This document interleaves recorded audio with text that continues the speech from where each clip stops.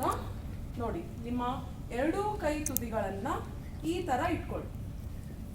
ನಿಮ್ಮ ನೇರ ಕುತ್ಕೊಬೇಕು, ನೇರ ಕುತ್ಕೊಳ್ಳಿ, ನೇರ ಕುತ್ಕೊಳ್ಳಿ.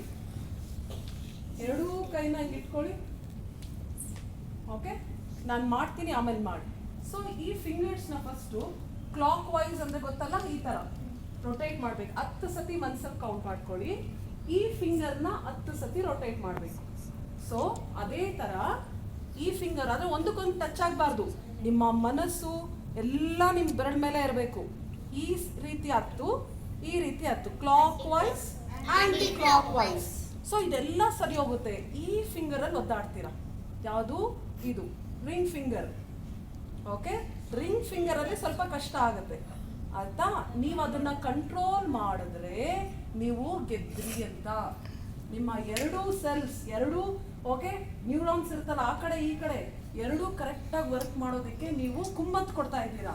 ಸೊ ನಿಮ್ಮ ಬ್ರೈನ್ನ ಜಿಮ್ ಮಾಡಿ ಅವ್ರು ಹೆಂಗೆ ತೋಳು ಬೆಳೆಸ್ಕೊತಾರೆ, ಈ ಥರ ಎಕ್ಸಸೈಸ್ ಮಾಡಿ ನಿಮ್ಮ ಇಂಟೆಲಿಜೆನ್ಸು, ಕಾನ್ಸಂಟ್ರೇಷನ್ನು, IQ ನಿಜವಾಗ್ಲೂ ಬಿಲ್ಡ್ ಆಗುತ್ತೆ. This exercise is all scientifically proved. I am not teaching simply ಏನೋ ನಾನು ಕಲ್ತಿದ್ದೀನಿ ಅಥವಾ ಬೇರೆಯವ್ರು ಹೇಳ್ಕೊಟ್ರು ಅಂತ ಅಲ್ಲ. It has a evidence that you become a genius kids. Yes or no? So ಇದನ್ನ ನೀವು ಲಾಸ್ಟ್ ಕೊನೆಗೆ ಫಿಂಗರು ಮಾಡಬೇಕು. ಈ ಥರ 1 ಹಿಂಗೆ ಇಟ್ಕೊಳ್ಳಿ. 1 2 3 4 5 6 7 8 9 10. ಅದೇ ಥರ ಉಲ್ಟಾ 1 2 3 4 5 6 7 8 9 10. ಆ ಥರ ಮಾಡ್ತಾ ಬರ್ತೀರಾ. ನಾನು ಕೌಂಟ್ ಕೊಡ್ಲಾ? ಫಸ್ಟು ತಮ್ಗೋಗೋಣ. ಎಲ್ಲರೂ ಫ್ರೀಯಾಗಿ ಸ್ಟ್ರೈಟಾಗಿ ಕುತ್ಕೊಬೇಕು. ಇದೆಲ್ಲ ತುಂಬ ಮಕ್ಕಳಿಗೆ ಸಿಗಲ್ಲ. ಓಕೆ, ನೀವು ಇದನ್ನು ಕರೆಕ್ಟಾಗಿ ಪಾಲಿಸ್ಬೇಕು. ಕರೆಕ್ಟಾಗಿ ಹೆಂಗೆ ಕುತ್ಕೊಳ್ಳಿ.